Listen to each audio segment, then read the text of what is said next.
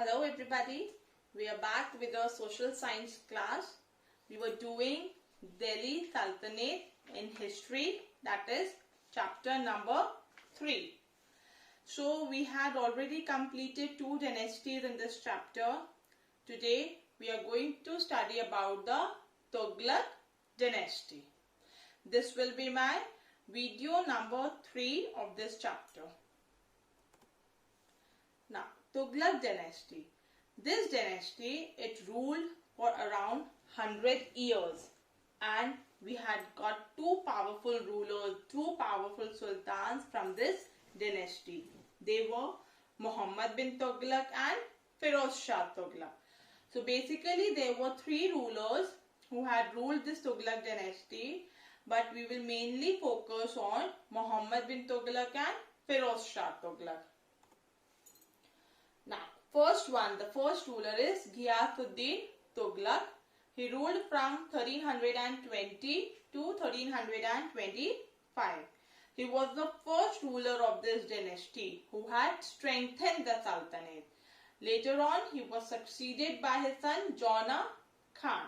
Muhammad bin Tughlaq was also known as Jona Khan, who took the title of Muhammad bin Tughlaq. Okay, his real name was Jona Khan. Later on, he took the title of Muhammad bin Tughlaq. Now we are going to focus on Muhammad bin Tughlaq. Muhammad bin Tughlaq, he ruled from 1325 to 1351. He was a powerful ruler. If you remember, when I have told you about the sources of information, I told you there are various sources which give us information of the different rulers. So Ibn Battuta, he had visited India during his time period, and he has given a lot of information about him. He told that Muhammad bin Tughlaq, he had great ideas and plans for the people. However, all those ideas and plans failed because the people, the common man, they were not able to understand them, that what is actually Muhammad bin Tughlaq trying to do for them. So that is why all his ideas failed. So just see what all he had done. First one was taxation in the Dua. Now every kingdom, they need revenue. So to increase that revenue, first of all, Sultan had raised the land tax in the Doab region. You all know what is Doab region. Doab region, it is the fertile land between the Ganga and the Yamuna rivers. So he had increased the tax. But what we can say that maybe his timing was very wrong. The time he had raised the tax, during that time, the Doab, it was facing a severe famine. Okay, famine is that by famine we mean that there is a lack of food over a long period of time in a large area. So that area that was already facing famine, the tax got increased. So how will they pay the tax? So there were many peasants who had left their land completely. Some of the peasants revolted to this. So at last, Sultan had to withdraw his orders. Have you all understood about taxation in the Doab? I am telling you once again what happened. Sultan, he had raised the land tax in the Doab region. Doab region, it is a fertile land between the Ganga and the Yamuna rivers. But the time that he had increased the tax, during that time, that region was already facing a severe famine. Now since famine was there, the peasants, they were not able to pay the high tax. So some of them had revolted for this. Some of them had left their land, that we cannot work on this land because we are not able to give you so much of tax. So at last, Sultan had to withdraw his orders. This was his first thing that failed. Second thing was shift of capital. What happened in 1327, Muhammad bin Tughlaq, he decided to shift the capital of the empire from Delhi to Devagiri. Devagiri, it was later on renamed as Daulatabad. Okay, so he decided to shift the capital from Delhi to Devagiri. There were certain reasons for why he wanted to shift his capital. The first reason was better administration. Sultan thought that if he would be shifting his capital from Delhi to Daulatabad, he could administer the empire much better, because Daulatabad, it was located in the center of the empire. Now when he will be there in the center, he could have a look or have a watch on all the region which are there in his empire. So this was the first reason. Second reason, we all know that Mongols were always a threat to the Sultanate. Okay, so to safeguard his kingdom from Mongols, he thought Daulatabad would be a safer place than Delhi. So these were two important reasons for why he had shifted his capital. But you know what happened? He had ordered the entire people that pack your bags, we have to shift from Delhi to Devagiri. Although people were not happy with this idea. For example, if today I tell you that, or maybe the authority tells you that you'll have to pack your bags and you have to leave Bokaro, you have to go some different place, you have to leave this place, what will you feel like? It is very difficult to leave a place where you have been living for so long. So in the same way, people were also not ready to leave their home. But what they could do, it was king's order and they had to follow that. So they had to do all the things which the king had asked them to do. So they all shifted their thing and they all had moved to Daulatabad. But later on, he realized that he is not able to keep a watch on the northern frontier. So again he ordered a reshift. That is, again people had to move from Daulatabad to Delhi. Clear? Understood shift of capital? What did we understand in shift of capital? First of all, I told you that due to two reasons, Sultan had ordered a shift from Delhi to Daulatabad. First reason was he thought he would be able to administer his kingdom in a better way. Secondly, to safeguard the people from the Mongol attack. But after shifting from Delhi to Daulatabad, he realized that he is not able to have a watch on the northern frontier. So again he ordered a reshift, that move back to Delhi. Understood? Let's move to the next thing, that is introduction of token currency. In 1329, Muhammad bin Tughlaq, he introduced a token currency. Now why he introduced a token currency, that we will see. See, that time there was a shortage of silver in his period. So Sultan, he decided that we will mint coins of brass and copper. Those coins will be used for day-to-day use, and those coins, they will be having a similar value as of silver. Later on, those coins can be exchanged with the silver coin from the royal treasury. So what happened? People, since the making of brass and copper, the design, it was so simple, it was so ordinary that craftsmen could easily copy that. Now when they could copy that, they had produced a number of brass and copper coins which they were using it. So what was the effect of this? First of all, money lost its value, trade suffered, as foreign merchants refused to accept these coins. They said, we will not accept these brass and copper coins in the value of silver coins. Then Sultan had already told them that they can exchange these coins with the silver coins from the treasury, right? I told you this. So what happened with this? There were so many coins which had to be exchanged, which made the treasury empty. So later on, Sultan had to withdraw this experiment also. Understood token currency? What did I explain you in introduction of token currency? My first point I told you that in 1329, Muhammad bin Tughlaq, he introduced a token currency. Why he introduced a token currency? Because there was shortage of silver. Now, how did the people misuse this experiment? Because making of brass and copper coin was very easy for them, since brass and copper was easily available and it was cheaper than silver. So lots of brass and copper coins were produced. So what was the effect of this? Trade was suffered because the foreign merchants, they were not ready to accept this coin. Also, Sultan had promised that you can exchange these coins from the kingdom. So when the people started exchanging these coins, the royal treasury, it was almost empty. So he had to withdraw this experiment. Clear?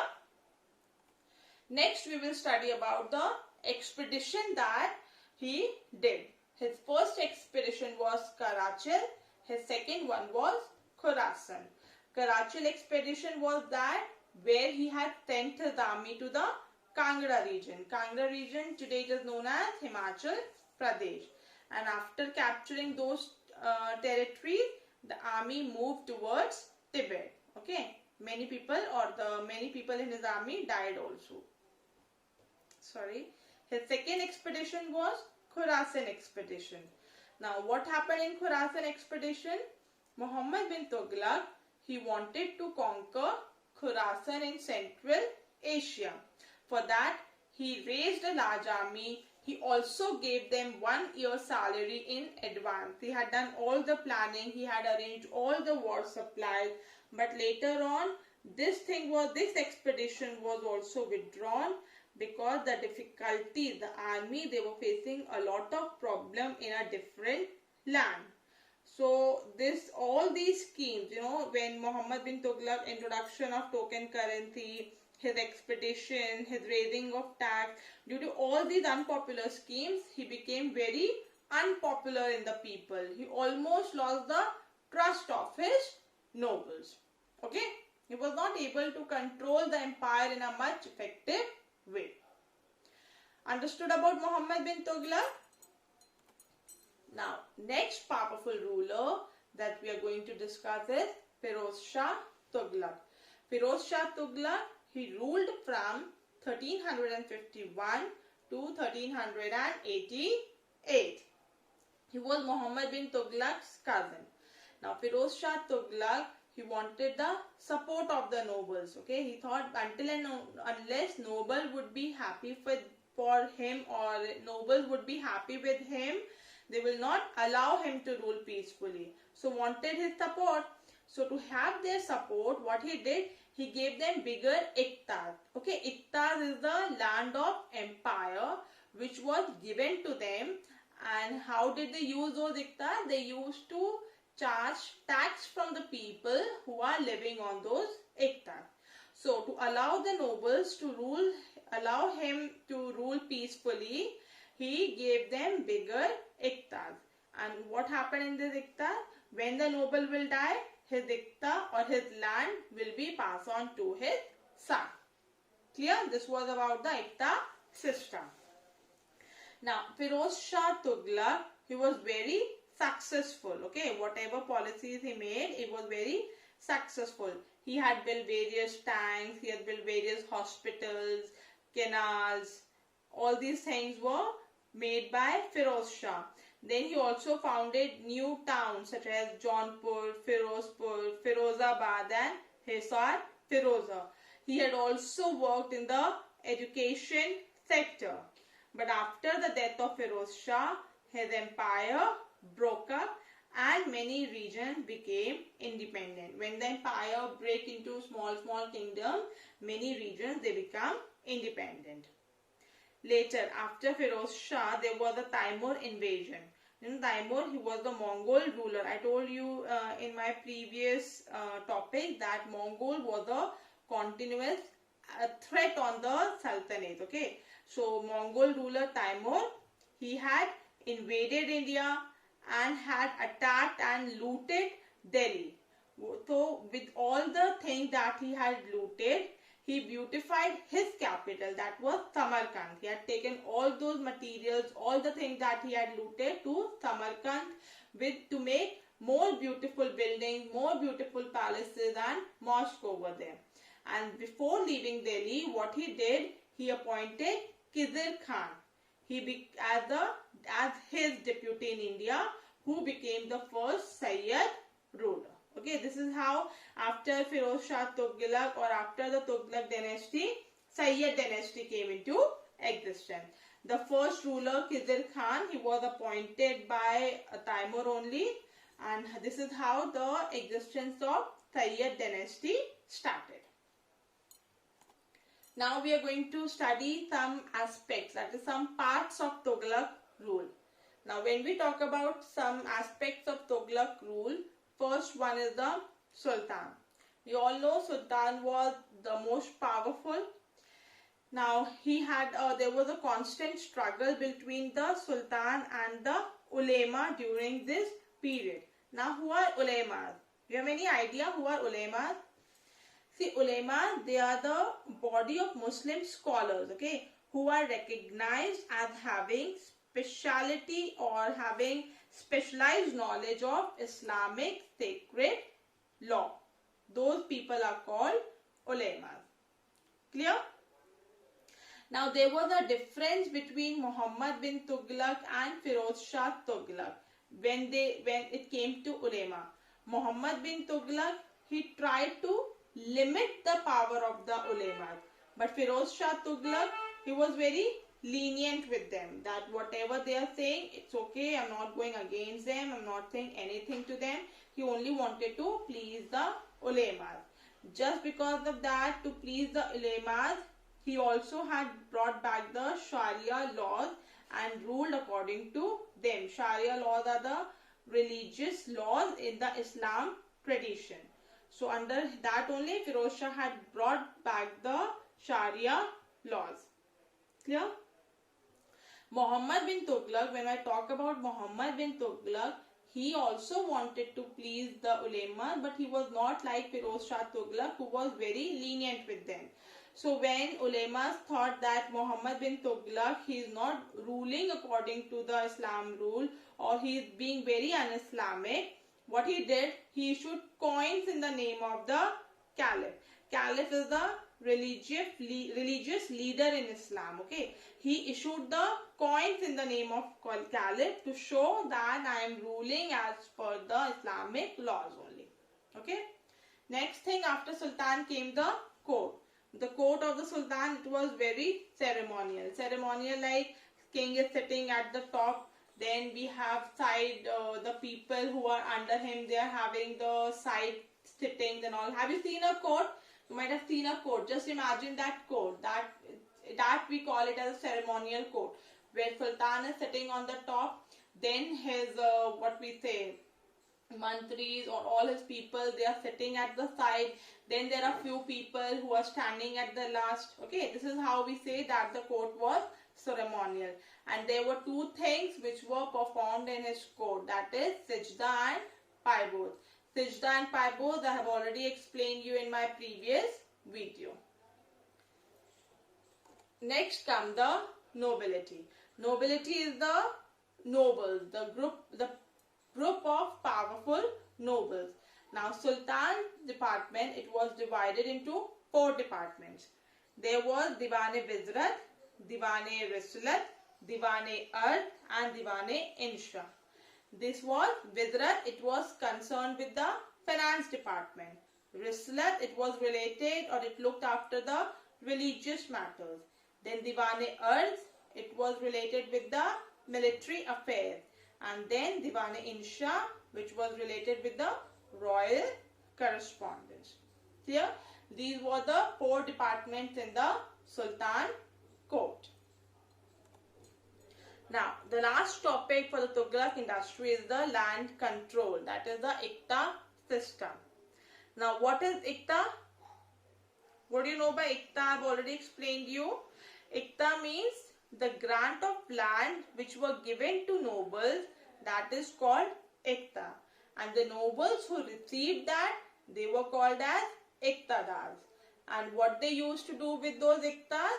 They used to collect the taxes from the farmer who are living in that Iktas. Okay. Sultan also had to check, Sultan had always tried to check that none of the Iktadars are overtaxing the farmers. He kept a check that no Iktadar can charge extra from the farmers. Okay. And when we talk about Ikta theory, it was transferable. Okay, like Sultan, when he had given a land to someone, he could take back a particular land from an Iqtadar. This was before Firoz Shah Tughlaq. Okay, he could take the back from, if he died, he could take back his Iqta. But from the reign of Firoz Shah Tughlaq, the transfer of Iqtas became rare. The Iqtadars began to treat them as hereditary. Like if one Iqtadar has got the land, he will transfer, upon his death, that land would be transferred to his son. Upon his son's death, that land would be transferred to his son. So it would be passed on generation to generation. And since the Sultan, he was not strong enough, he could not stop that practice. So whenever there was any weak Sultan who had ruled the kingdom, the Iqtadar, they behaved like they are the independent rulers of their land. Clear? You need to remember three things in the Iqta system. First one is you should know what is Iqta. Secondly, you should know who are Iqtadar. Thirdly, you should know what does Iqtadar did. Okay. So this was all for today's class. We had discussed about the Tughlaq dynasty. Based on today's class, I am giving you a short assignment that you have to do it in your copy. I hope you have listened whatever I have said, because then only you would be able to answer these questions. My first question is, taxes raised in the Doab region by Muhammad bin Tughlaq was a mistake. Why? Here you have to answer, why do you think that it was a mistake of Muhammad bin Tughlaq when he had increased the tax in the Doab region? Question number 2. How did introduction of token currency prove to be a failure? We had discussed about introduction of brass and copper coins, right? Which were used in lieu of those silver coins.